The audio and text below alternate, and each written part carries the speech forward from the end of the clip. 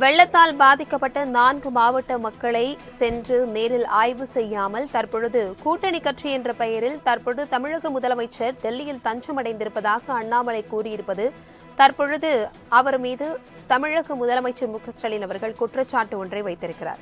இதுகுறித்தான கூடுதல் விவரங்களுடன் எமது செய்தியாளர் சந்தோஷ் இணைப்பில் இருக்கிறார். வணக்கம் சந்தோஷ், இது குறித்தான விவரங்கள் என்ன? வணக்கம் பிரபாவதி. தென் மாவட்டங்களில் தொடர்ச்சியாக கடந்த ஒரு 3 தினங்களாகவே கனமழை பெய்திருக்கக்கூடிய சூழ்நிலையில் தற்போது அங்க பொதுமக்கள் அதிக அளவு சிரமத்தை சந்தித்து வருகின்றனர். இந்த நிலையில் தமிழக முதலமைச்சர் மீது பாஜக மாநில தலைவர் அண்ணாமலை ஒன்று குற்றம் சாட்டியிருக்கிறார். குறிப்பாக தமிழகத்தின் தென் மாவட்டங்களில் வெள்ளத்தால் பாதிக்கப்பட்ட மக்களுக்கு இந்த நிவாரணம் வழங்குவதை கண்காணித்து களத்தில் இருப்பார் என்று எதிர்பார்க்கப்படும் தமிழக முதலமைச்சர் INDA டெல்லியில் நடைபெறும் கூட்டத்திற்காக சென்றிருப்பது வேடிக்கைத்தனமாக இருக்கிறது என்றும் தெரிவித்திருக்கிறார். குறிப்பாக ரோம் எறிந்த போது நீரோ பிடில் வாசித்தார் என்ற புகழ்பெற்ற பழமொழி என்பதும் தமிழக முதலமைச்சர் மு.க.ஸ்டாலின் செயலுடன் உயிர்ப்பிக்கிறார் என்றும் தெரிவித்திருக்கிறார்.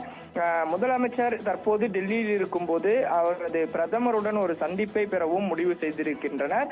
இது அவரது உண்மையான பயண நிகழ்ச்சி நிரல் இல்லை என்றும் மக்களை திசை திருப்ப உருவாக்கப்பட்ட கடைசி நிமிட ஒரு முடிவுதான் என்றும் விமர்சனம் செய்திருக்கிறார். அதே போல 26/11 படப்பிடிப்பு மற்றும் குண்டுவெடிப்பு நடந்து கொண்டிருந்த போது ஒபராமாய் ஓட்டலுக்கு வெளியே திரைப்பட தயாரிப்பாளரை அழைத்து வந்த மகாராஷ்டிராவின் முன்னாள் மகாராஷ்டிராவின் முதல்வருடன் வெள்ள நிவாரணத்தை கண்காணிக்க நியமிக்கப்பட்டுள்ள ஸ்டாலினுடைய மகனான உதயநிதி ஸ்டாலின் அவர்களுக்கு ஒரு திரைப்பட இயக்குநருடன் ஒரு கலந்தாய்வு மட்டுமே நடந்தது தவிர இதுபோன்று மழை வெள்ளத்தால் பாதிக்கப்படக்கூடிய தமிழகத்தின் பல்வேறு பகுதிகளில் கண்காணிப்பு பணிகளை விட்டுவிட்டு வேறு ஒரு மாநிலத்திற்கோ நாட்டிற்கோ செல்வதுதான் திராவிட மாடல் ஆட்சி என்றும் குற்றம் சாட்டியிருக்கிறார்.